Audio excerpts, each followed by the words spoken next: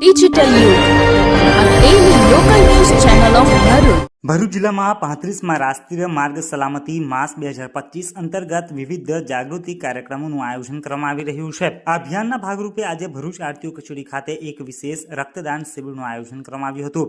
આ શિબિર સહાયક પ્રાદેશિક વાહન વ્યવહાર કચેરી, જિલ્લા ટ્રાફિક પોલીસ વિભાગ અને રેડ ક્રોસના સંયુક્ત ઉપક્રમે યોજવામાં આવી હતી. શિબિરનો મુખ્ય ઉદ્દેશ્ય જિલ્લામાં થતા માર્ગ અકસ્માત અને અન્ય બીમારીઓમાં લોહીની તાત્કાલિક જરૂરિયાત પૂરી પાડવાનો હતો. કાર્યક્રમમાં મોટી સંખ્યામાં આરટીઓ અને પોલીસ કર્મચારીઓએ સ્વૈચ્છિક રીતે રક્તદાન કર્યું હતું. આ પ્રસંગે આરટીઓ ઇન્સ્પેક્ટર મેઘલ બંગાલ, માર્ગ સેફટી ટ્રેનર વર્ષા પરમાર સહિતના આરટીઓ અધિકારીઓ અને પોલીસ કર્મચારીઓ ઉપસ્થિત રહ્યા હતા.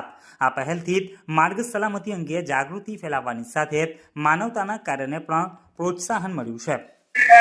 આશા છે કે તમે બધા સ્વસ્થ અને સુરક્ષિત હશો.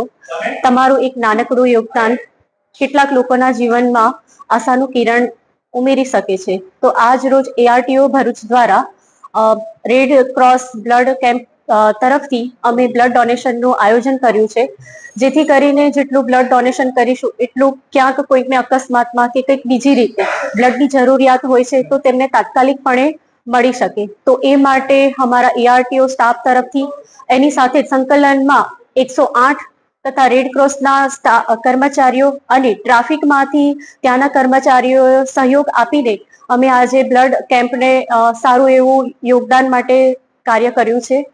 તો હું બધાને એ જ કહીશ કે બ્લડ ડોનેશન કરો.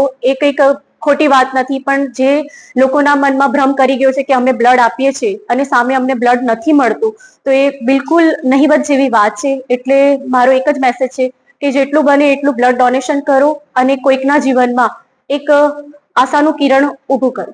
જય હિન્દ, જય ભારત.